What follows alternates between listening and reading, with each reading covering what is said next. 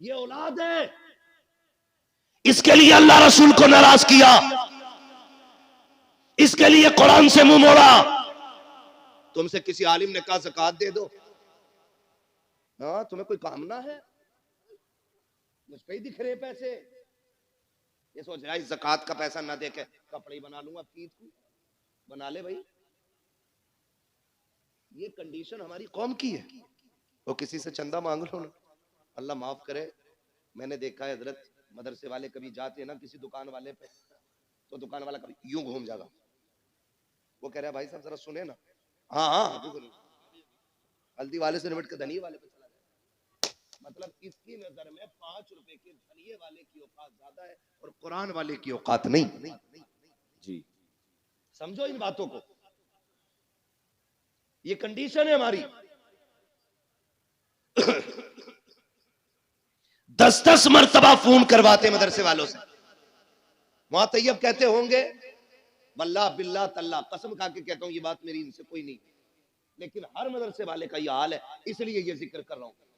मदरसे वाले कहते हैं हाँ भाई वो पिछले साल तुम्हारी 500 की रसीद थी, कह रहा तुम्हें बड़ी जल्दी आ रही है मौलाना, तुम तो आखिरी काट रहे हो, मिल जाएंगे।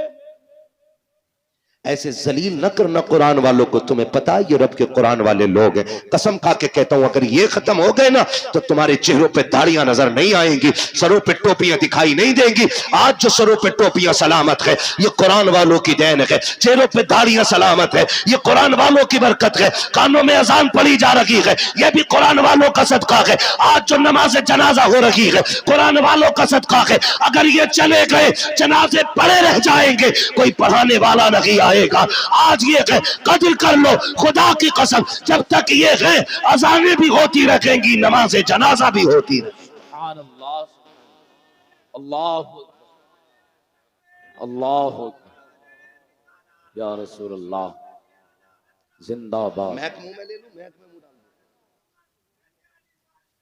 जिंदाबाद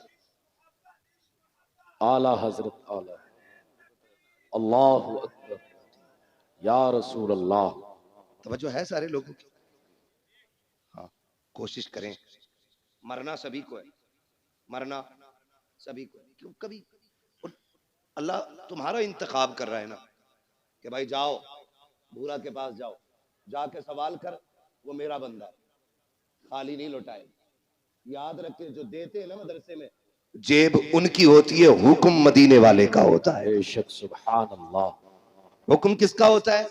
मदीने वाले। मदीने वाले। कह रहे यार तुम्हें बड़ी जल्दी आ रही है, अभी 25वां ही रोजा तो है, 27वें बता, मैं वो उन्हें दे दिया मैंने खाला को पैसे। ये कंडीशन हमारी है। मैं बात करूं, देखिए ज़कात के जो हकदार हैं उन पे ज़कात बनती है, आप दें, ठीक है ना। जो आपके हकदार हैं जो ज़कात के, उनको आप दें, मसला वो नहीं है। मगर मैं कहना ये चाहता हूं रिश्तेदारों को सिर्फ ज़कात ही क्यों, बहन को सिर्फ ज़कात ही क्यों? जी क्या बहन को मदद के तौर पे नहीं दे सकते थे आप लोग? फोन करके पूछते हैं बहन को ज़कात दे सकते हैं? ये दिखाना चाह रहा मैं हमदर्द हूं बहन का। दे सकते हैं, लेकिन मैं पूछना चाहता हूं बहन को ज़कात ही क्यों दी जा रही है? बहन का हक तो बाप की जायदाद में था, क्या तूने वो दिया कि नहीं दिया? के पूरी जायदाद पे सांप बन के बैठ गया। जब बहन का घर टपकने लगा तू रोजी रमजान का इंतजार करता रहा, रमजान आएगा तब बहन को ज़कात के तौर पे पैसा दूंगा, उससे बहन छत पटवाएगी। क्या होगा तेरी इस दौलत को देने से? कौन सी नेकी पड़ेगी? जमासा आज है, बहन के बच्चे आज छत में टपकती हुई बैठे हुए हैं, तू पैसा देगा रमजान में जाकर के, तेरे ऐसे पैसे का फायदा क्या है? लेकिन तुझे इतनी मोहताज क्यों लगी कि सिर्फ ज़कात देने जा रहा है? ओ खुदा तौफीक दे, कभी वो निकाल जो तूने बच्चों के लिए रखा है, जो तूने बीवी के लिए रखा है, लेकिन की गोद में जाके दे दे। कैसे ज़कात ना समझना, खैरात ना समझना, ये वो है जो मेरे बच्चों के लिए था। खुदा की कसम जब ये कह के देगा लेकिन मुस्कुराएगी, काबे वाला भी राजी हो जाएगा, मदीने वाला भी राजी हो जाएगा। सुभान अल्लाह, लेकिन हमें गैरत ही नहीं आती। मौलाना फोन मत करियो अब दोबारा। ये कंडीशन सुने, अल्लाह को नाराज ना करना, और कभी दौलत का घमंड नहीं करना। दौलत का घमंड। मैंने पहले ही शेर पढ़ा था, हुए नाम वर्बे निशां कैसे कैसे, बेशक। जमी खा गई आसमां, कैसे जोर से जमी खा गई आसमां, कैसे कैसे जमी खा गई आसमां, कैसे कैसे कैसे कैसे बड़े बड़े मिट्टी में चले गए, निशान तक नहीं है कब्र के। मेरे गांव का कब्रिस्तान खुद 2 मंजिल हो गया, बहुत जल्द वो 3 मंजिल बनेगा, इसलिए कि लोगों शहर वीरान हो रहे हैं और कब्रिस्तान आबाद होते जा रहे हैं। याद रखिएगा, अल्लाह को नाराज नहीं करना है। अगर वो नाराज हो गया ना तो वो इतना गिरा के मारेगा, कोई बचाने वाला नहीं मिलेगा। जी बेशक। ये जो मिजाज बना रखा ना, हम बुला लेंगे पीर साहब को अपने, नमाज पढ़ा देंगे, हम हैं पक्के जन्नती, पीर साहब की अपनी खतरे में। हाँ जी वो हाथ हो गई याद, हजूर अब्बा मर गए, फिर नमाज जनाजा पढ़ाना। क्या ठीक है, मुझे ही पढ़ानी है, कहा तो कह रहा कुरान खानी होगी, तो क्या जी, कह रहा तो फिर 25 कुरान हमारे लिख लियो। पता नहीं कुरान पढ़वाए गए कि 1 कुरान 2 कुरान 3 कुरान कह के 25 पूरे किए गए। और हमारी कौम इतनी बेवकूफ है, यकीन कर लेती 70 कुरान हजरत ने दिए, 70 कुरान है, तस्बीह के दाने नहीं। तुम हम और आप दूसरों के ऊपर क्यों, कि हम एक बेटे को कुरान नहीं दे सकते? कि कोई पढ़े ना पढ़े, कम से कम मेरा अपना बेटा तो मेरी कब्र पे कुरान पढ़ने आएगा। बेशक। सुभान अल्लाह। अच्छे लोग शामिल हो जनाजे में, अच्छी बात है जी। नेक लोग जनाजे में शामिल हो जाएं, अच्छी बात है, क्योंकि फरमाया गया अगर जन्नती होगा पढ़ने वाला तो जिसकी पढ़ी जा रही है अल्लाह उसे जन्नती बना देगा। बेशक। सुभान। और अगर मरने वाला जन्नती है तो जो नमाज जनाजा पढ़ रहा है अल्लाह उस पढ़ने वाले को जन्नती बना देगा। बेशक। सुभान। ये तो दोनों हाथों में इधर लड्डू ही लड्डू है ना, लेकिन अपने बेटे को भी हाफिज बनाइए। मैं देखा है कई जगह है ना, 3 बच्चे दे दो अब्बा की कब्र पे कुरान पढ़वाना, 3 बच्चे यार छप्पर डाल के बैठा देते, मदरसे के बच्चे, 3 दिन बच्चों ने कुरान पढ़ा, आए ना तो 1 जोड़ा दे दिया, यार यही बहुत है। हाँ इतना बेकार वाला पहन लो तो खुजली, गर्मी में पहनो तो खुजाट, और जाड़े में पहनो तो नजला, झाल झटका ऐसे ला रहा सस्ते वाले, और आके कह रहा अस्सलाम वालेकुम। वालेकुम सलाम भाई, 3 दिन कुरान पढ़वाया लगातार, अब्बा तो जन्नत में पहुंच गए होंगे ना। हाँ मेरे आगे से ही जा रहा, रास्ता निकल गया। कुछ करो यार, ये 6 बच्चे बैठे मेरे आगे, मैं इनके बापों से गुजारिश करूंगा, इन बच्चों से कह देना तुझे हमने काम के लिए नहीं पढ़ाया, तुझे हमने रोटी के लिए नहीं पढ़ाया, हमने तुझे अपनी कब्र के लिए पढ़ाया। बेशक। सुभान अल्लाह। आपको इनसे काम नहीं लेना है, आपको इनसे साफ कह देना है कि तुम्हें मैंने कब्र के लिए पढ़ाया है। अब कुरान वालों से भी कहना चाहता हूं, अच्छी तरह जानते हो तुम्हारे बाप ने किस मेहनत के साथ तुम्हें पढ़ाया है, कितनी मशक्कतें उठाई है।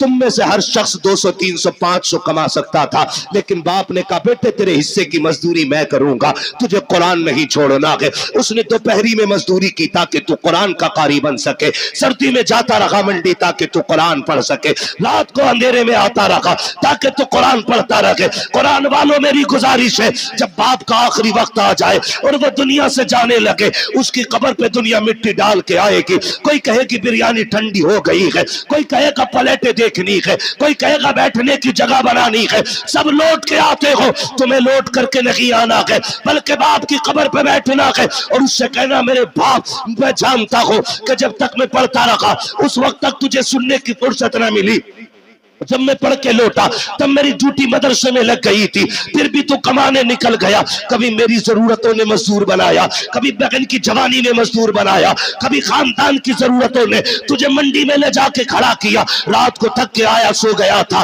लेकिन कभी तुझे कुरान सुनने की फुर्सत न मिली। ए मेरे बाप, जिस कुरान को तूने शौक से पढ़ाया था आज तक तू ना सुन सका, सुन आज तू भी फुर्सत से गए, मैं भी फुर्सत से हूं। अपने बाप की कब्र पे बैठना और उससे कहना अब्बा तू फुर्सत से सुन, मैं तुझे फुर्सत से सुनाऊंगा। और कुरान वालों, अलहम्द के अलिफ से लेकर के वन्नास के सीन तक जब तक कुरान पूरा ना हो जाए बाप की कब्र से उठना नहीं। मेरा ईमान कहता है जनाजे में कोई भी आ जाए, 40वें कितने भी हो जाए, मगर खुदा की कसम अगर सगा बेटा बाप की कब्र पे बैठ के पूरा कुरान पढ़ेगा, अल्लाह कुरान मुकम्मल होने से पहले बाप की कब्र को जन्नत की क्यारी बना डाले। नारे तकबीर, नारे रिसालत, मसलके आला हजरत, फैजाने आला हजरत, जश्ने दस्तार बंदी, अजमत कुरान, नारे तकबीर, नारे रिसालत।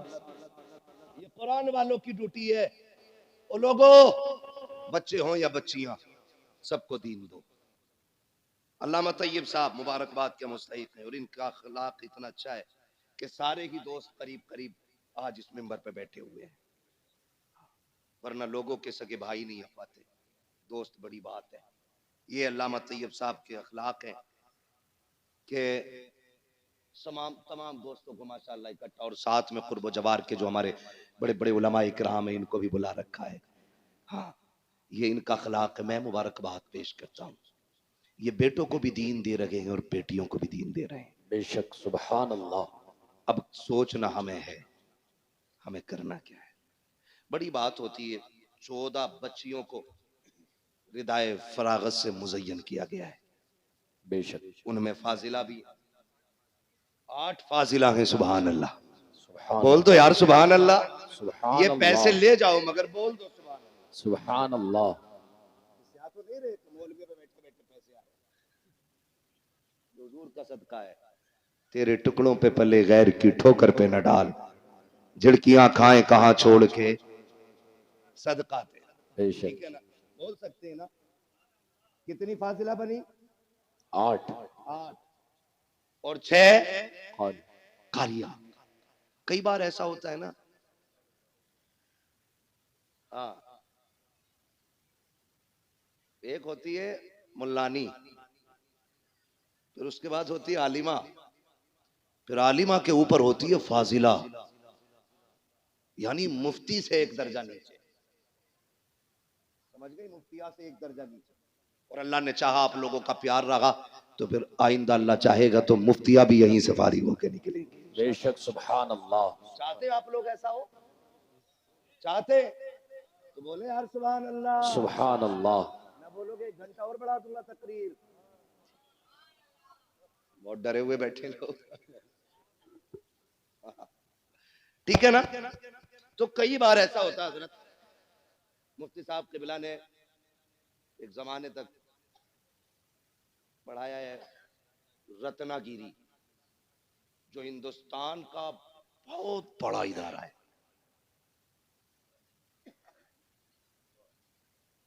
और कादरिया में भी पढ़ाया। मतलब अगर इनके कारनामे गिनाए जाएं तो बहुत, पूरी तकरीर फिर इन्हीं पे करनी पड़ेगी। ठीक है, इन्हें देख के समझ लो। ठीक है, जो नहीं देखा उस पर तकरीर समझ लो। तो जो है सारे लोगों, तो ये कई बार ऐसा होता है ना, लोग बेटों पे मेहनत करते हैं, बेटियों पे मेहनत नहीं करते। वजह मेरे इसका क्या करें, इसे तो पराए घर जाना है। लल्ला के पढ़ाने पर 2.5 करोड़ दे देता है MBBS की फीस में, यहीं रहेगा सीने पे ही। बेटे पे 2.5 करोड़ लगा देते हैं, बेटी पे 2,500 लगाने तैयार नहीं होते। कहते नहीं ये तो पराए घर की है, पढ़ा के भी क्या फायदा, इसे पराए घर जाना। सुनो मेरे अजीज, बेटों को इसलिए पढ़ाते हो कि बुढ़ापे में काम आएंगे, बेटियों को इसलिए पढ़ाया करो कि आखिरत में काम आएंगे। बेशक, सुभान अल्लाह। सुभान, कहाँ काम आएंगी?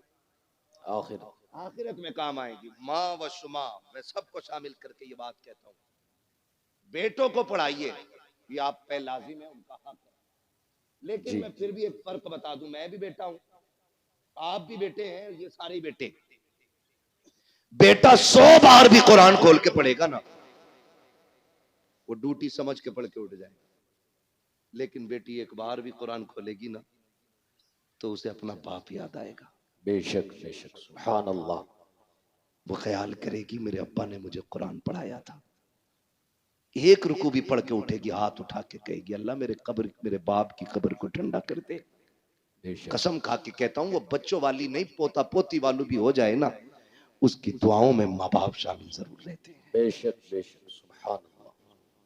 इसलिए बेटियों को भी शामिल करो इसमें, और जमाने को बताओ बेटे दुनिया का सहारा है, वो बेटियां आखिर आखिरत का सहारा है। कई बार ना बेटियों को बोझ समझते हैं, और कुछ चीजें मेरी आज तक समझ में नहीं आती। लोग ये कहते हैं बेटी पराया धन है, पराया धन है, पराया धन है। मेरे अजीज, बेटियों को पराया पराया कह के बार बार दिल न तोड़ा करो। बेटियां हसास होती हैं, बहुत हसास होती है बेटियां। अगर बाप परदेश से आए और दौड़ के बेटे से पहले बेटी आती है, लेकिन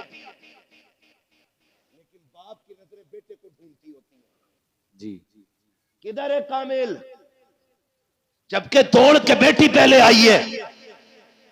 लेकिन ये बाप होशियारी दिखाता है, हाथ पकड़ेगा बेटी का और बेटे को ढूंढेगा। बेटा नजर आएगा, कहेगा जब पानी भर ला। बेटी से बेटियां बड़ी बाअदब होती हैं, बड़ी बाअदब होती है।